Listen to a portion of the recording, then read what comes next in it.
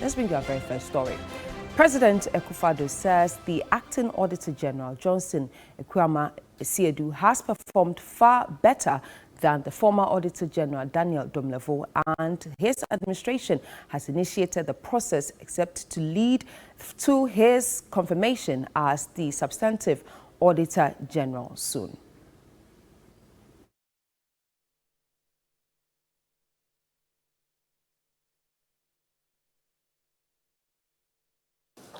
I think we're all aware of the circumstances in which the first Auditor, when I say the first Auditor General in my time left office.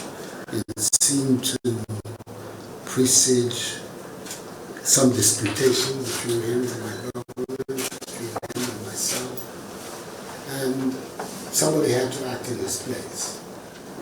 I felt that it was important that that person should be given sufficient time to develop the confidence of the population, rather than to rush to an appointment which could also have given the impression that that is the reason why we acted against the first Auditor General, to remove him from office and plant somebody perhaps more pliant or more accessible. I believe the one who was succeeded him, who came to succeed him by natural order in the hierarchy there, has not demonstrated sufficient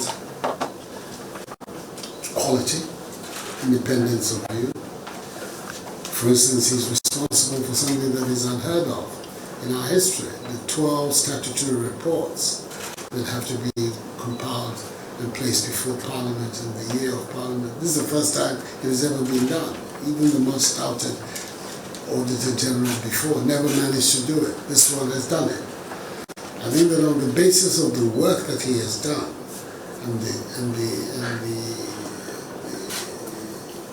independence with which he's done his work, if today efforts are made to confirm him, which I believe should be done, that confirmation process will gather more public support than if it had been rushed immediately after the unfortunate exit of the first.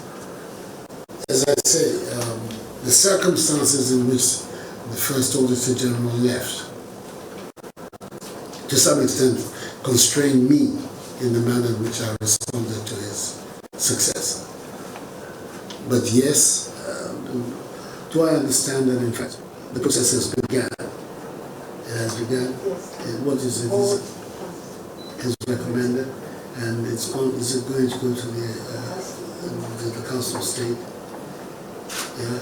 So all those processes are already ongoing. But to put it in its context, yes, I agree. It is an office where...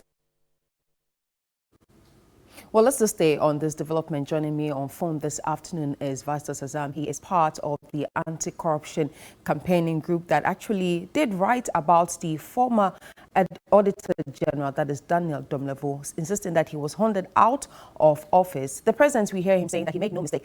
Good afternoon. It's good to have you with us, sir. Are you surprised by the remarks of the president? No, I'm not surprised because he's defending what he did. But sometimes you cannot defend the indefensible. But that has been his practice. So you are saying that you are not surprised? No. All right. But then also, if I can take you back to the letter that you wrote somewhere in March when the CSOs came together, you did mention that Mr. Domelevo had actually done his work in a distinguished manner. And today we are hearing the president also say that the acting Auditor General has done far better. Your reactions to that? Well, I'm not in a position to assess the performance of the two Auditor Generals. But you see, the president is preparing for approval of the acting Auditor General. And so he's laying the grounds for that approval. I don't know, when you assess the work of an Auditor General, I don't know what criteria the president has used. Is it the number of audits that he has been able to perform in a year? Is it the amount of money that he has been able to recover? Is it the amount of cases that have been sent to court? Or what did he use to make that assessment? Because if the Auditor General is able to just audit one company and is able to recover like £1 million or €1 million or $1 million, as against an auditor doing a number of audits and recovering just 500,000 cedis, will that be used to assess the person? And you see, we're talking of 2019 assessment. Mr. Domelevo was in office, right? So I don't know the basis for that comparison. In any case, Mr. Domelevo was not asked to leave because of poor performance. So that comparison is uncalled for, except to lay the grounds for the approval of the acting Auditor General. It was described that this has not taken place before under the Fourth Republic. That is the power of surcharging and disallowance. And that was one thing that Mr. Domelevo was noted for. With the acting Auditor General coming in, the issue of surcharging and disallowances, we haven't seen that yet. Are you worried? Definitely. I am worried. When the acting Auditor General was asked to step into the shoes of Mr. Domelevo, and the day after, he dealt with Mr. Osafo-Mafo's case. Some of us were already disappointed, discouraged that we are going in the wrong direction, because this is a case that Mr. Domelevo was handling, and all of a sudden, just one day upon assumption of office, you say that you are satisfied with the records, and then the matter ended there. Now the issue of surcharge, they will probably recover that money from Mr. Osama who was involved in that case. That has not been possible. And the audit report doesn't talk about surcharging. This thing was taken to court, and by I think by one of our groups. Yeah. Okay. And the one is that he's allowed to surcharge people. So the audit reports have also indicated how much I'm able to recover through those surcharges. Right. Or recommended other people that they're supposed to surcharge for such actions. But we haven't seen that. Right. My final question to you would be, with the timely submission of the auditing report, what are your expectations when it comes to that? Because clearly, again, as we are trying to have the conversation with the former Auditor General versus the acting Auditor General, who the President says that plans are being made to make him the Auditor General. What are your expectations with the submitting of reports? Well, you see, I know that in the past sometimes the Auditor General also hires, with the support of donors, private auditing firms to help audit public accounts to bring them up to date.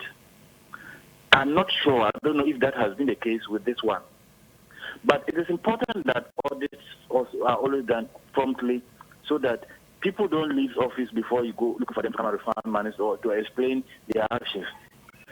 So if they're able to audit, bring the audits up to date, is a good thing. But the issue is, what do you do with those audit reports, which has been our problem over the years?